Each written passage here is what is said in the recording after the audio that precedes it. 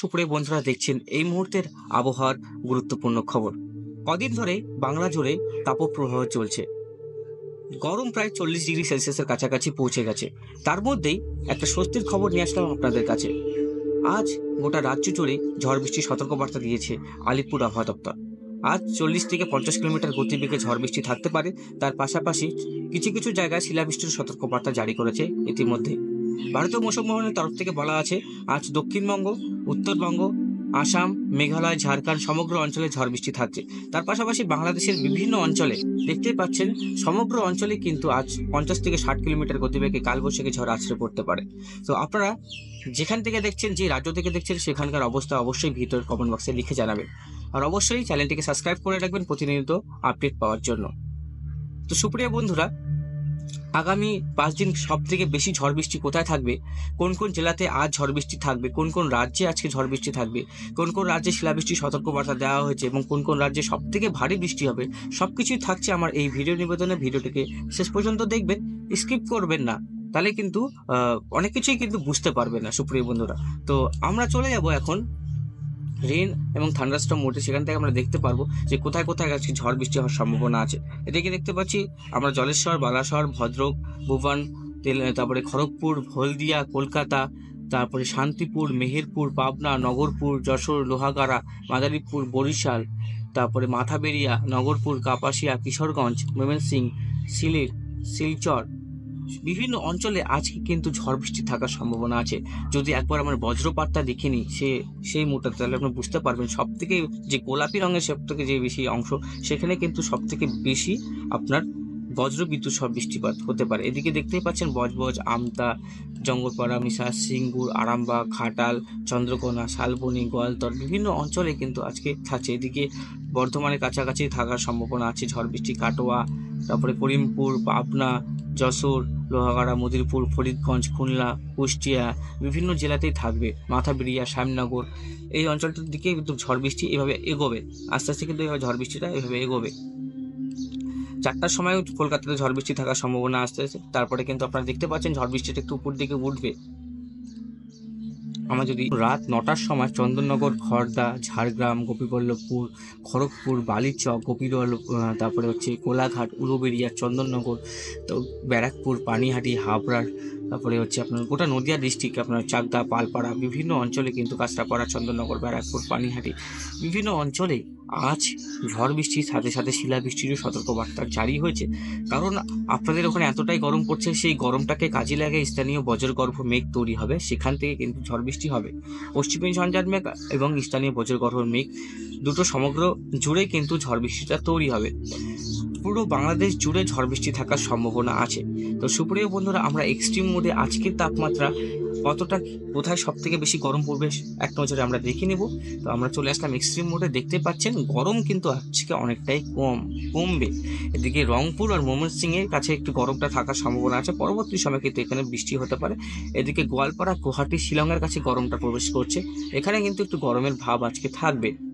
বৃষ্টিপাত সমুদ্র কিন্তু এই শৃঙ্গগুলি এই পাশে অঞ্চলে কিন্তু যে মধ্য ভারতে একটা বৃষ্টিপাত, আমরা পশ্চিমী ঝঞ্ঝার বৃষ্টিপাত লক্ষ্য করতে পারছি। আস্তে আস্তে কিন্তু বৃষ্টিপাতটা আমাদের পশ্চিমবঙ্গের দিকে এগোবে, কিন্তু পরিমাণটা কমবে। এরকম যেটা খুব ভারী বৃষ্টি হচ্ছে এই সব অঞ্চলে 8 তারিখ 9 তারিখ, দেখুন 8 তারিখ থেকে বৃষ্টিপাতটা আমাদের এখানে বাড়বে। আর দেখুন 8 তারিখে কিন্তু এখানে একটু ঠান্ডার পরিস্থিতি থাকবে বন্ধুরা। একটা ভালো খবরও বলা যায়, 8 তারিখ কিন্তু অনেকটাই কিন্তু ঠান্ডা পড়ে যাবে। কারণ আজকের থেকে ঝড় বৃষ্টি শুরু হবে, প্রচণ্ড পরিমাণে ঝড় বৃষ্টি কিন্তু চলবে আজ থেকে। সেই জন্য কিন্তু এখানে তাপমাত্রাটা এতটাই ডাউন। সব থেকে যেখানে নীল দেখতে পাচ্ছেন, সেখানে সব থেকে বেশি ঠান্ডা পড়বে।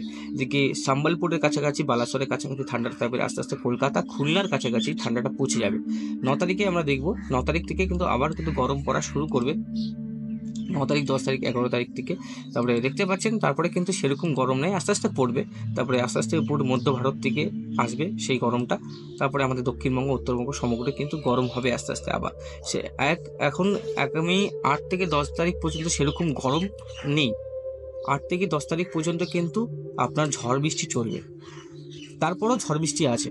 তো 8 থেকে 10 তারিখ পর্যন্ত কোনো তাপপ্রবাহ চলবে না। আজকে কোনো কোনো জায়গায় ডিকমফর্ট ওয়েদার থাকার সম্ভাবনা আছে, ঠিক আছে, কিন্তু তার পরবর্তী সময় কিন্তু এখন তাপপ্রবাহের কোনো সতর্কবার্তা নেই, তাপমাত্রা কিন্তু অনেকটাই পরিবর্তন ঘটবে। এদিকে আমরা যদি বৃষ্টিপাতটা দেখি, বৃষ্টিপাতটা মধ্য ভারতে হওয়ার যেটা আপনার কথা, দেখুন এই আস্তে আস্তে কিন্তু আজকে কালকে কিন্তু বৃষ্টিপাতটা আমাদের দক্ষিণবঙ্গের কলকাতার দিকে প্রবেশ করবে। এই বৃষ্টিপাতটা কিন্তু প্রবল চলবে, অনেকটাই বৃষ্টিপাত হওয়ার সম্ভাবনা আছে উত্তরবঙ্গ, দক্ষিণবঙ্গ সমগ্র অঞ্চলে। সমগ্র দক্ষিণবঙ্গে একটু বৃষ্টিপাতটা বেশি হবে উত্তরবঙ্গের থেকে। তো আপনারা একটু সাবধান থাকবেন, সতর্ক থাকবেন। 40 থেকে 50 কিলোমিটার গতিবেগে ধেয়ে আসছে কালবৈশাখী। তো আপনারা একটু যেখানেই থাকবেন একটু নিরাপদ স্থানে থাকবেন। তো আমরা একবার ক্লাউডস মোডে যাবো, সেখান থেকে আমরা বুঝতে পারবো। একবার আজকে যদি তাপমাত্রা দেখিয়ে দিই, প্রচণ্ড পরিমাণে বৃষ্টিপাত দেখতে পাচ্ছেন কোন কোন অঞ্চলে: জয়নগর, মেদিনীপুর, বারুইপুর, কলকাতা, উলুবেড়িয়া, খড়দা, হাবড়া, বগরান, এদিকে অভয়নগর, খুলনা, টাঙ্গিপাড়া, এরপরে মাদারীপুর, রায়পুর, হাজীগঞ্জ, তারপরে ফরিদপুর, শ্রীকুপা, পাবনা, নগরপুর, এসব অঞ্চলে ঝড় বৃষ্টি থাকছে। এদিকে অরুণাচল প্রদেশ, তারপরে সিলেট, বাংলাদেশের উপর দিকে যে অঞ্চলগুলো সিলেট, ময়মনসিংহ, তারপরে হালফলং, উপরে অরুণাচল প্রদেশ, তারপরে হচ্ছে আপনার কুচবিহার, জলপাইগুড়ি, সমগ্র অঞ্চলে ঝড় বৃষ্টি থাকার সম্ভাবনা আছে।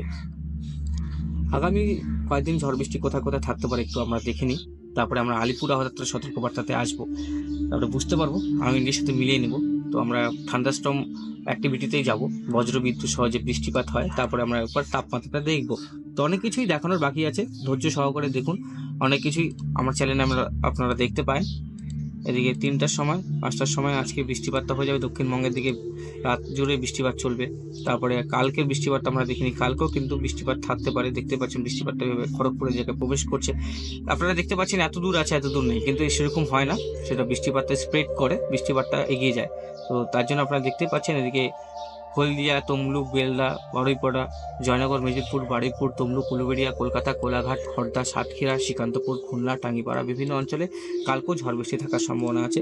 2টোর সময় দেখুন ঝড় বৃষ্টি, কিন্তু এখানে প্রবল পরিমাণে একটা ঝড় বৃষ্টি আসার সম্ভাবনা আছে। কাল থেকে কিন্তু ঝড় বৃষ্টির পরিমাণ বাংলা জুড়েই বাড়বে।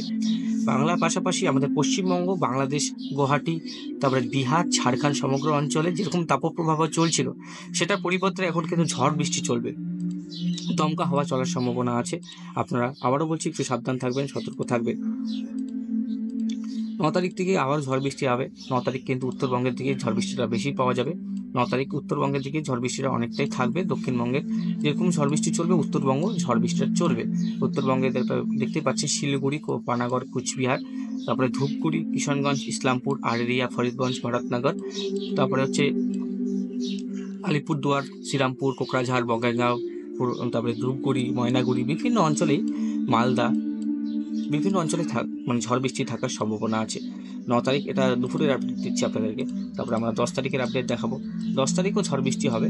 10 তারিখ আমরা যদি দেখি, 10 তারিখও উত্তরবঙ্গে ঝড় বৃষ্টি থাকার সম্ভাবনা আছে। দেখুন 10 তারিখ উত্তরবঙ্গেও ব্যাপক পরিমাণে ঝড় বৃষ্টি হবে। কোথায় কোথায়? ভরতনগর, নামহাটি, মানে গোটা বিহার, তারপরে আপনার উত্তরপ্রদেশ, তারপরে আপনার দেখুন এদিকে আপনার ইসলামপুর, কিষানগঞ্জ, নকশালবাড়ি, শিলিগুড়ি, জলপাইগুড়ি, এদিকে বাংলাদেশের পানাগড়, বোদা, ঠাকুরগাঁও, পীরগঞ্জ, তারপরে সাইদপুর, দিনাজপুর, তারপরে হচ্ছে শীতলকুচি, দিনহাটা, কুচবিহার, আলিপুরদুয়ার, জলপাইগুড়ি, ধূপগুড়ি, এসব অঞ্চলে কিন্তু প্রবল 40 থেকে 50 কিলোমিটার গতিবেগে ঝড় বৃষ্টি থাকতে পারে। এদিকে কলকাতার উপকূলবর্তী জেলাগুলোতে ঝড় বৃষ্টির পাশাপাশি বিভিন্ন অঞ্চলে ঝড় বৃষ্টি বিভিন্ন জেলাতে থাকতে পারে। আমি আপনাদেরকে উত্তরবঙ্গ জেলাভিত্তিক আপডেট এবং দক্ষিণবঙ্গ জেলাভিত্তিক আপডেট আগামী 5 দিনে সেটাও আপনাদেরকে দেখাবো। আপনারা একটু ভিডিওটাকে শেষ পর্যন্ত দেখবেন। এদিকে দেখতে পাচ্ছেন গুয়াহাটি, তেজপুর, আসামের দিকেও একটু ঝড় বৃষ্টি আছে।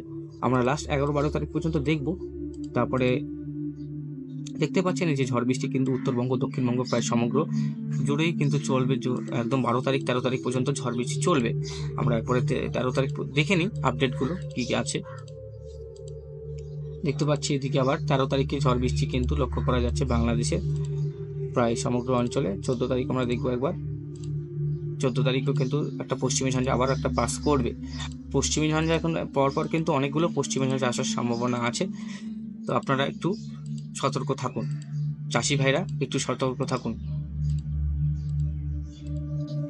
আমরা দেখতে পাচ্ছি 16 তারিখও কিন্তু দক্ষিণবঙ্গ, উত্তরবঙ্গ, তারপরে এখানে একটা পশ্চিমী ঝঞ্ঝা আবারও একটা পাস করার সম্ভাবনা আছে। এদিক থেকে কিন্তু পশ্চিমী ঝঞ্ঝা পাস করবে। তো অনেকটাই কিন্তু ঝড় বৃষ্টি লাগাতার চলবে, তাপপ্রবাহ কিন্তু চলার সম্ভাবনা নেই।